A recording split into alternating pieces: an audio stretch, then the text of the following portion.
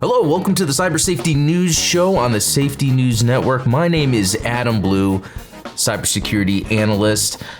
And every week we go through the latest cybersecurity news, and through my expertise in my profession, I'm able to kind of add some color, some advice, some next steps, what I think is best to keep yourself safe in this cyber world.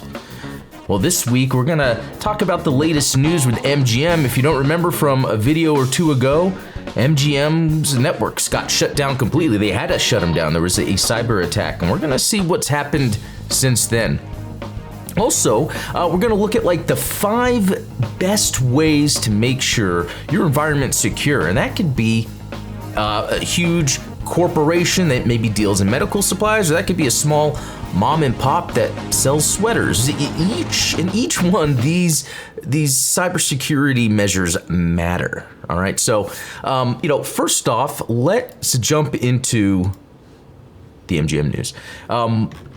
So, in a sigh of relief for both the company and its guests, MGM Resorts announced today that its systems are fully restored after a 10-day ransomware-related outage that had disrupted operations across their hotels and casinos. So if you don't remember from a week or two ago when we talked about this, check out the video afterwards if you haven't. But we kind of dived into the attack that happened at MGM, multiple locations, and what this really amounted to was there was a detection of some threat actors that had gotten hold of their systems, and usually a measure against that is to just cut off and isolate the network just so it doesn't get to any other places. And you gotta wonder, going through something like this where people have jobs or people are relying on networks to do things, what do you do for 10 days when you're looking through all this? There's only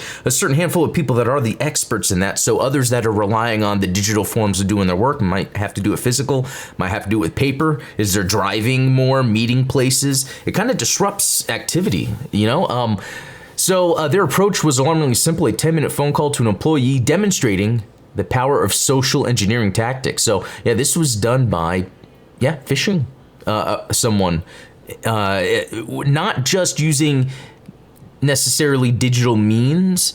That's certainly part of it, but it's going to the person. That's the hardest thing to get around when it comes to cyber attacks, is being able to trick someone. During the outage, guests reported difficulties in making reservations, using ATMs, playing certain games, and even entering their hotel rooms using mobile keys.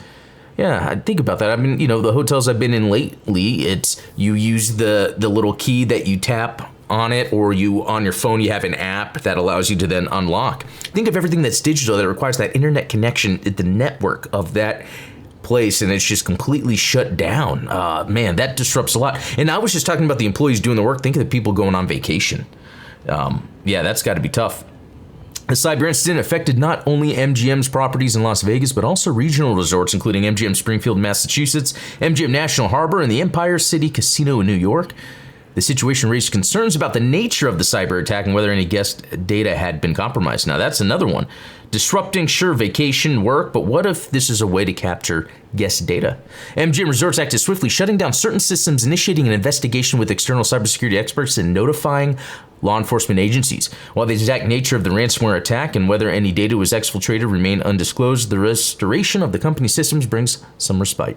In a statement, MGM Resorts expressed their gratitude to their dedicated employees for their efforts in addressing intermittent issues during the outage. They also extended their thanks to guests for their patience during this challenging period. And I gotta say, I think they've handled this well as you can with something like this. I feel bad for the person that was targeted, that was tricked into giving just the right information needed for that threat actor or bad actor to get in. And anyone can be victim of this, but it's in a situation like this, it's probably hard on them that they were a victim of something that then affected an entire corporation. But I think they did all the right things. Yeah, there's some manageable downtime, disruption, but they did everything right that they should have, and they've been transparent about it. And, congrats to MGM for getting through this, and, hopefully everyone is doing well. But maybe to help with this, to help you if you're going through something like that, let's look at this article I found. and see if I agree with it and if I have any color to add. But yeah, this is the 5 easy wins in cybersecurity. Now, this is from the Financial Times. Let's start with make security solutions standard. So, multi-factor authentication, MFA, regular software patching and backups, antivirus solutions, and security awareness training should be standard in any organization regardless of their size, says Lisa Ventura, founder of Cybersecurity Unity, a global community that aims to combat the growing cyber threat. She also recommends the following checks. Firewall configuration. Configure network firewalls to block unnecessary incoming and outgoing traffic, allowing only essential communications. There's something there about only allowing essential. Zero trust. We're going to get into that shortly. Endpoint protection. Install endpoint protection solutions such as antivirus and anti-malware software on all devices. Password management tools. Use password management tools to generate strong, unique passwords and store them securely. Other solutions companies should consider include intrusion detection and prevention systems, security information event management, and secure email gateways and web filtering. So, make security solutions standard, I think, is kind of an obvious first step with any of this. And that could be MFA. It should be MFA, multi-factor authentication. That should be a standard for anyone. When you're logging into a system, sure, maybe you have a password, but it's about more than the password. Because they do talk about here password management tools, and I'm not a fan of passwords. Passwords are slowly going away. Those can be guessed. They can be figured out with algorithms. There has to be some other factor, and that's usually the biometrics. That's usually another device that the person has where they can, they have to put in a code to get into that in the first place and then approve some multi-factor. That's definitely part of that standard, but also just talking about using like a SIEM, SIEM, Security Information Event Management. It's kind of hard to wrap your head around, but you need some sort of tool that's capturing all this information that you can then look through and see what is going on, get an understanding if there's an attack taking place, if there is a potential attack going on at that moment or has in the past. I mean, that stuff's important. Endpoint protection is important too, because it's any place where data could reside or be put into transfer to another area. You need that endpoint protection. They brought up, let's see, on the firewall configuration, I think it was block unnecessary incoming and outgoing traffic, allow only essential communication. So how do you go about in deciding that? Well, let's go to number 2. This one is switch to zero trust network access. So zero trust. Zero trust is terminology that's widespread across all corporations. Basically, it's the sort of a security standard in a way, zero trust, to the point to where Microsoft adopts this. And if you are to leverage like the Microsoft security tools, it would be from a zero trust standpoint. And I think that's the same with other, it could be Trend Micro, it could be any other Cisco, anyone that has security tools. Nowadays, you'll see that you can approach it with zero trust to get an idea of how to configure it. The idea is trust nothing, and then, do exceptions as you go as needed, but have alternative mitigating controls for those exceptions as well. So what they're saying here is in this new hybrid working era, companies are increasingly transitioning from virtual private networks to zero trust network access. It assumes all connection requests are hostile.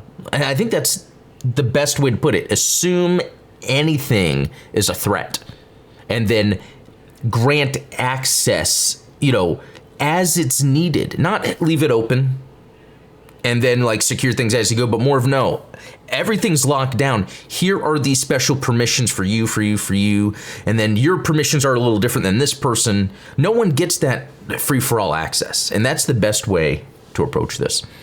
Consult on use of artificial intelligence. Now, this is new, and artificial intelligence, this is a very broad term because it could be based on, and again, I think I talked about this in a previous video. If you want to see the one where it has Obama on the thumbnail, AI is the term that's used right now because that's the buzzword, but all it really is an algorithm. It's an algorithm doing math to then getting end result. That could be using math in an algorithm to make it look like something's occurring, like someone talking, speaking on a phone. Or you can use it to potentially help with security. And in fact, this is already built in to some security tools. For instance, with Microsoft, they have their threat intelligence, which is, again, algorithm based. They get a lot of data coming into their servers. They are scanning it based on that. They get an idea of what's expected, what's not expected, what to report on, what not to report on. So when they say consult on use of artificial intelligence, it's really hard to say exactly what they mean by that. I guess in terms of this site could have its own meaning, but that's such a very broad thing. I would say the best use of AI, again, I would say it's more machine learning, is platforms that do machine learning. So it can kind of help understand, you can help a machine learning or a system through machine learning understand what is normal for your users and how they use their systems, their habits, so it reports on things a little more clear. You're going to have less noise. You're going to get more direct and actionable items to respond on, and not just, again, the noise. So again, for some reason, AI triggers me. That's the wrong term to use, and there's more to this. It's more buzzwordy, and I think that works for this article. Because, hey, they got to get clicks. Okay, factor in the humans. So just talking about that MGM debacle, that started with a person being zeroed in on and attacked. People need this training. And no one's going to know this stuff by default. They need to be trained to understand the importance of security measures and what to watch out for security measures. In fact, a lot of us do this in real life already in a lot of ways, because sometimes when we go home, we lock our door. We leave our house, we lock the car. Sometimes we're pressing it multiple times, even though we've locked it. When you're crossing the street, you're looking both ways. But if someone didn't know what a street or a car was and they had to cross the street, they're not going to know to look both ways. And I think that's the same thing with security right now. It's so young in the way people are being affected by cybersecurity attacks that most people don't grow up learning that stuff until now. And it could be the younger generations right now are going to be used to that. Like I said, a lot of programs do have MFA stuff built in that are requirements. So a lot of people are growing up with that. But the human factor is the biggest part. You want to train your employees to understand security risks and what securities measures they should have in place already by standard.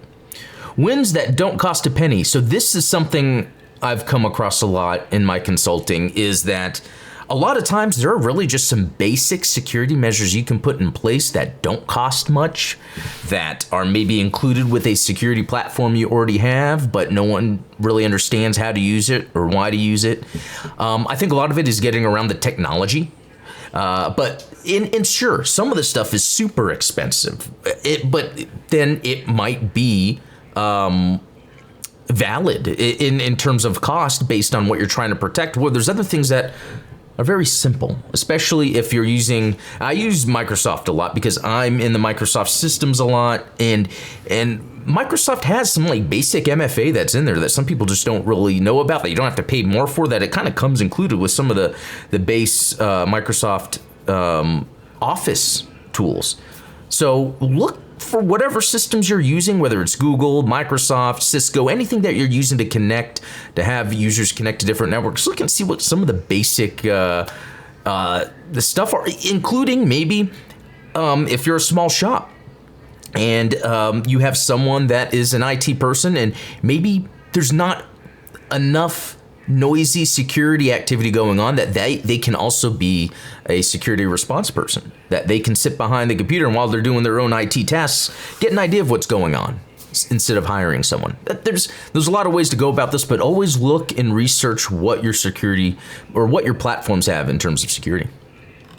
And so, I think that just about does it. That I thought that was a really good article because it kind of highlighted 5 things that I think are important to talk about. And while AI there's not necessarily anything huge you could do with that at this time, I thought that was worth talking about because of what AI actually does mean. Again, it means a whole lot. It's broad. It's basically algorithmic machine learning. You can use it in your systems to get a better idea of your environment so your security system knows how to alert better. But threat actors can use algorithms to trick people and train your people. I really think this is a good article to kind of keep with you and read when you have some questions, or just watch this video again, but the link to this will be in the description. So anyway, that'll do it for this week's episode. Thanks everyone for watching. Like if you haven't, subscribe if you haven't, and we've hit 100,000 subscribers, which is amazing. Thanks to everyone that has been along for this ride. And for as quickly as we got to 100,000, it's only going to go up from there. So if you haven't subscribed, be a part of this. This whole safety news network is evolving and changing and adding some really cool things. We do have a video up about a sales wrapper. Now you should check that out and you can see how it relates to safety news. I think it's pretty awesome what Russ put together there. But yeah, if you have any other questions about cybersecurity, please leave them in the comments below. Thanks for watching. We'll talk again next week. Have a good one.